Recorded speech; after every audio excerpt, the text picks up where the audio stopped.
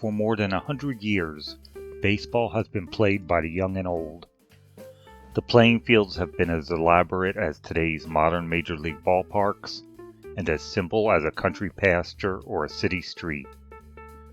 The unifying factor of all of these experiences is the baseball diamond. And yet, the locations that these fields are placed also contributes to a uniqueness that none of the other major league sports can match. This series will explore these fields of dreams and how they contributed to the lore of the game.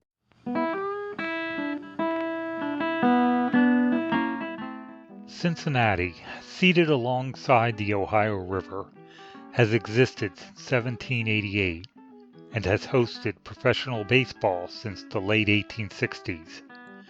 Even then, the city was considered a boomtown, thriving on commerce delivered to it by the railroads and the river. It was into this town that Harry Wright arrived to play professional cricket, but then switched to that new American sport, baseball. And it was here that he built the first all-professional baseball club that proceeded to win 130 straight games between 1869 and 1870.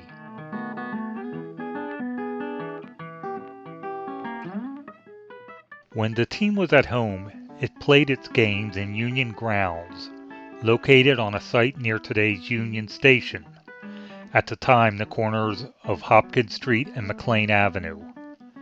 Also known as Lincoln Park Grounds, the field was originally built for cricket and featured a grandstand behind home plate called the Grand Duchess. The top of the Grand Duchess featured a pillared gazebo-like structure with a flagpole from which flew the American flag. There were also both covered and uncovered stands that extended partway down the foul lines, providing a seating capacity of up to 4,000 fans.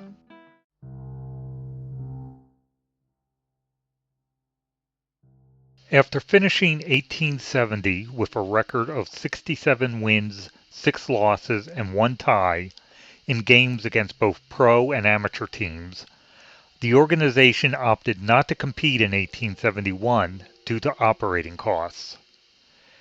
Harry Wright left the Queen City with his brother George and teammates Charlie Gould and Cal McVeigh and moved to Boston to manage the Boston Red Stockings in the new National Association of Professional Baseball Players. Cincinnati was left without a professional team until 1876 and the advent of today's National League.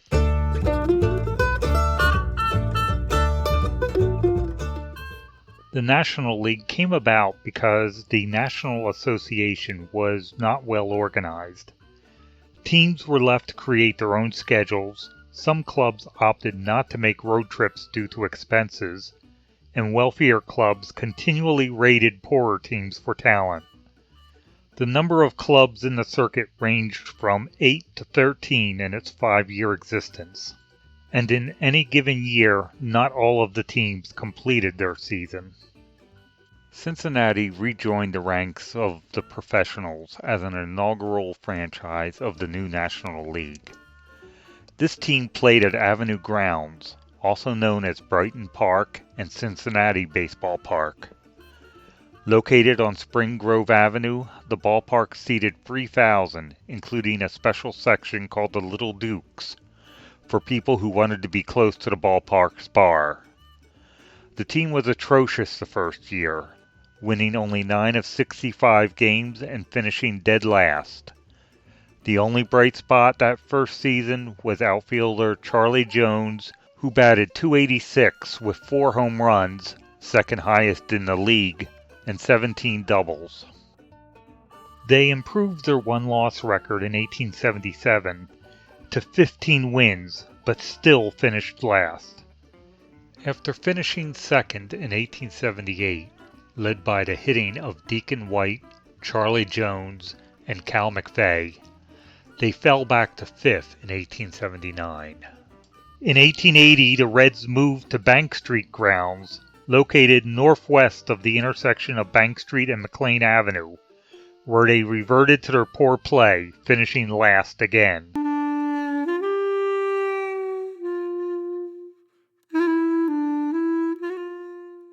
At the end of the season, the franchise was expelled after the league passed rules banning beer sales and Sunday ball games, a move promoted by league president William Holbert.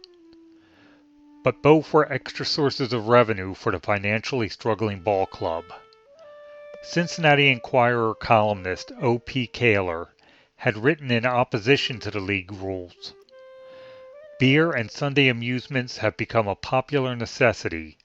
We drink beer in Cincinnati as freely as you used to drink milk, and it is not a mark of disgrace either.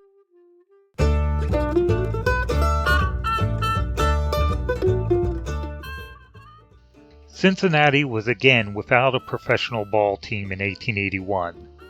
But in 1882, Bank Street grounds was in use again by a new Cincinnati Reds team, operating in a rival American association.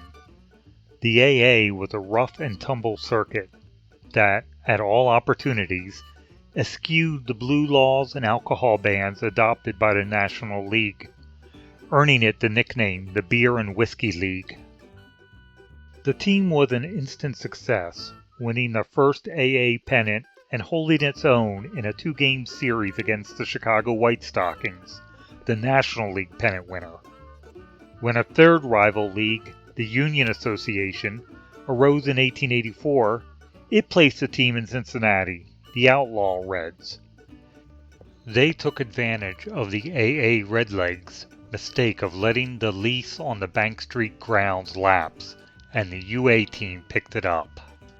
The Reds were forced to hastily build a field at the intersection of Findlay Street and Western Avenue. It was this location that became the Reds' home through 2 leagues, 5 ballparks, and 86 years. During that time, the ballpark was torn down and rebuilt twice, was flooded by Mill Creek, and ended its life known as Crosley Field.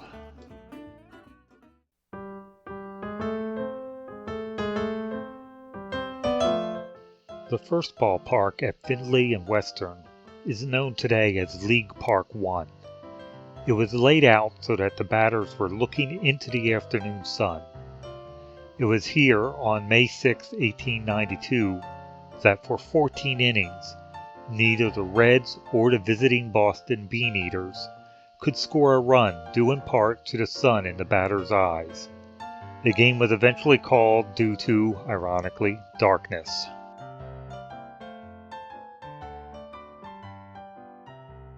In 1891, the Reds shifted from the American Association back to the National League, and in response, the association placed another franchise in that city.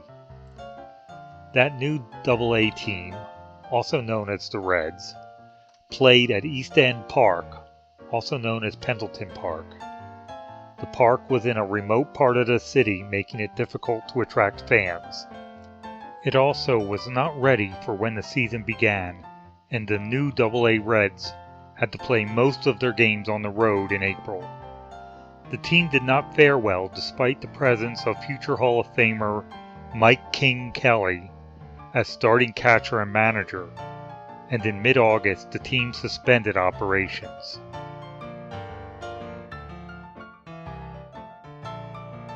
When the 1894 season opened for the Redlegs, League Park was rebuilt with the field configuration shifted so that home plate was in the southwest corner of the site.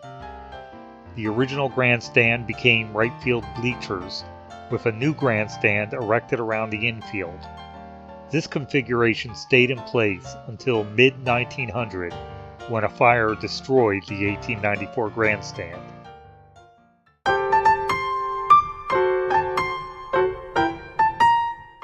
For 1.5 seasons, the Reds played in a partially destroyed League Park. They shifted the field layout back to its original 1884 location in the southeastern corner of the site, so that they could employ the original grandstand, which had served as right field bleachers in League Park 2. This configuration was used while a new grandstand was constructed, as seen in this Cincinnati Enquirer drawing.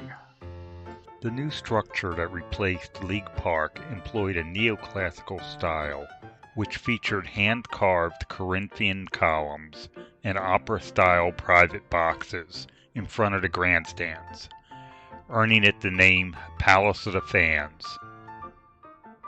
It was only the second park to be built with steel and concrete. At the park's dedication, Charles Murphy, Cincinnati sports editor and future Chicago Cubs owner, said, "We are gathered here today to dedicate the most magnificent structure of its kind in the world. This pretty and massive crescent of concrete, iron, and steel will shelter thousands of the great Middle West after many of us have passed away." A sketch of the new ballpark that appeared in Sporting Life magazine proclaims it the famous fireproof Palace of the Fans. The caption would prove infamous. Underneath the private boxes were ground-level seating to accommodate the Rooters. Rooters Row, as it was called, ran the length of the grandstand. Owners made sure it was in close proximity to the concession stand, where fans could purchase their beer and whiskey. What was forgotten by the designers were dugouts and clubhouses, so the players dressed off-site and sat on benches in front of the grandstand. The original 1884 grandstand was once again employed for additional seating in the right field. For 10 years the Reds inhabited the Palace of the Fans, and during that time a second deck was built above the original in 1907 to expand capacity. But the team never lived up to the Palace name, finishing mostly in the second tier of the league. Their best year was 1904 when they finished in third place, 18 games behind the New York Giants. They were led that year by the slugging of Cy Seymour and the pitching of Jack Harper. But after that season the club faded, much as the Palace itself.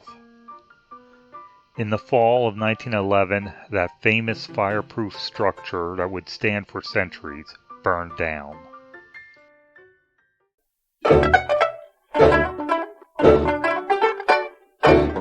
The destruction of the palace set the stage for the construction of the Reds' home for the next 58 years. It was at this ballpark they eventually won 4 league pennants and 2 World Series titles, including the infamous 1919 championship that became known as the Black Sox scandal. It was also here that the first Major League night baseball game was played, and Joe Nuxhall became the youngest Major League player at the age of 15 in 1944. But that was in the future.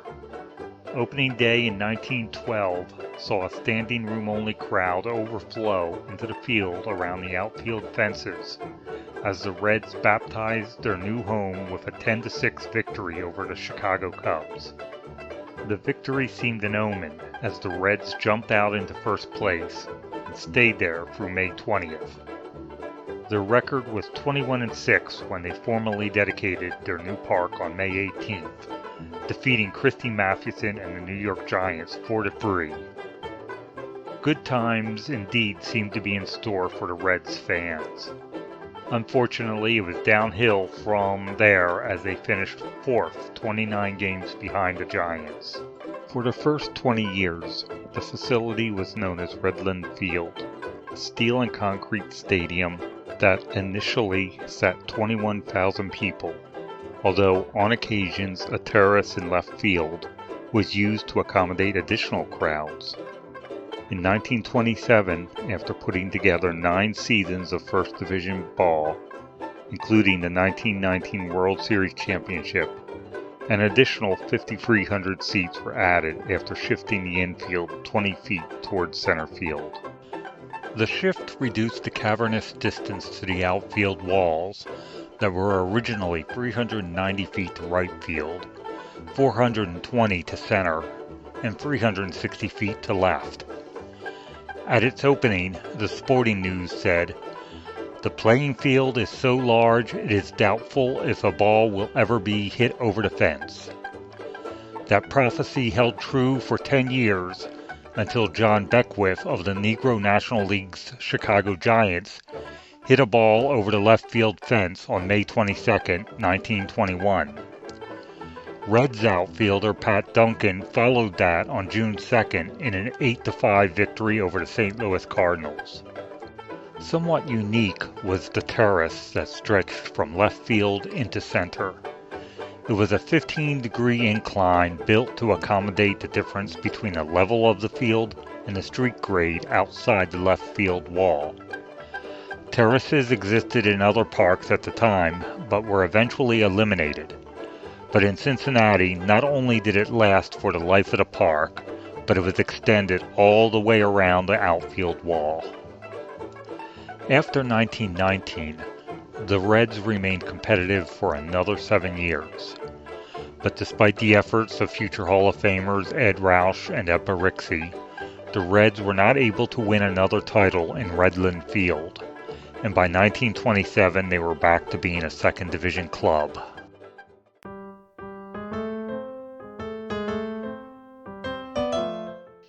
The Great Depression increased the club's woes as new ownership struggled to make ends meet.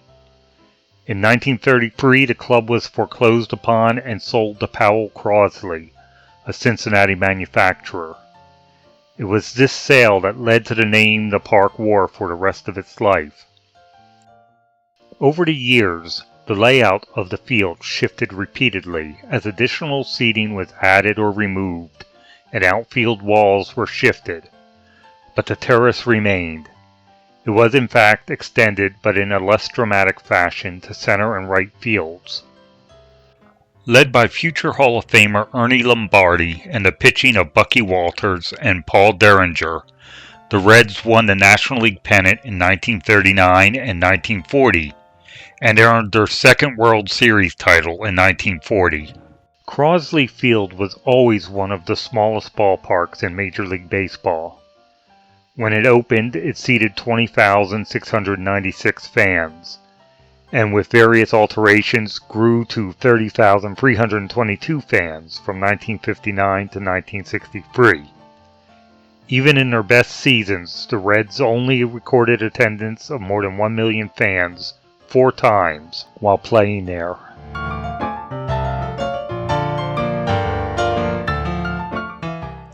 It hosted one more World Series in 1961, a one-sided 5-game loss to the New York Yankees, including 3 straight losses at Crosley Field.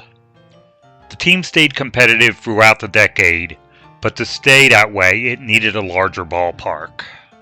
And so, on June 24, 1970, Bobby Bonds of the San Francisco Giants grounded out to first base to end baseball at the intersection of Findlay and Western.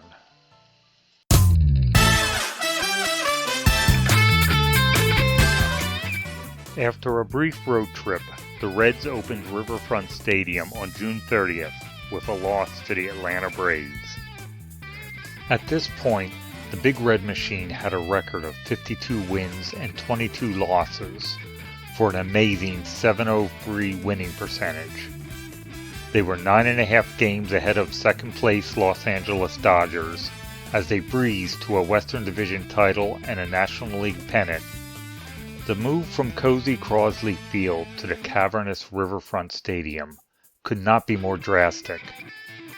Over 28,000 fans filled Crosley for its last game, while almost double that number were on hand for the opening of Riverfront a week later. The Reds' new home was a multi-purpose stadium that it shared with the NFL's Cincinnati Bengals. Riverfront, as its name implies, was located along the banks of the Ohio River near 2nd Street East and Main Street.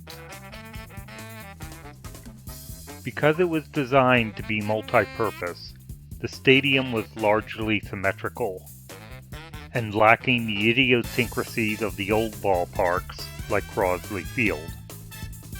But what it lacked in charm made up for with seating capacity. For most of its existence, the stadium could seat between 51,000 and 52,000 people, almost double the capacity of Crosley Field. And like most of the multi-purpose stadiums of its day, it featured artificial turf instead of grass.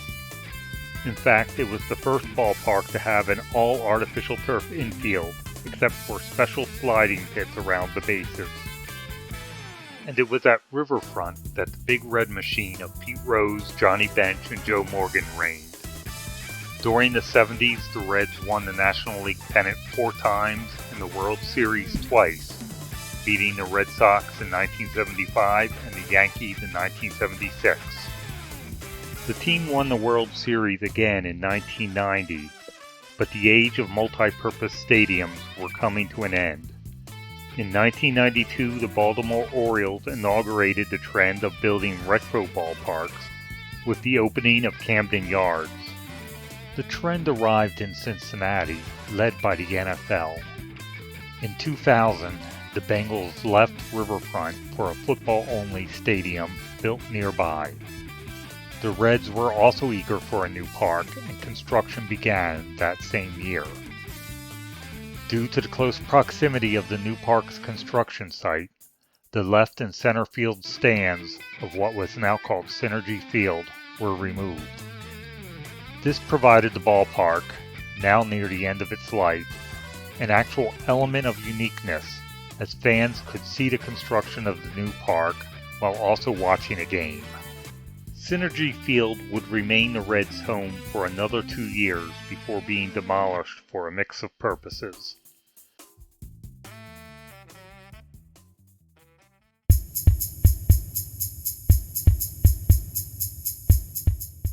Their current home is called the Great American Ballpark, and it seats over 42,000 fans. It's designed with a view of the Ohio River beyond its outfield walls, and an asymmetrical outfield line that pays homage to the early 20th century ballparks that were designed to fit into the neighborhoods in which they were built. It also features what is known as the Gap, a space between third base and home plate to provide a view into the ballpark from downtown Cincinnati. The first game was played on March 31, 2003, and resulted in a 10-1 loss to the Pittsburgh Pirates. What remains to be seen is how long it will survive. Will it prove as ageless as old Crosley Field?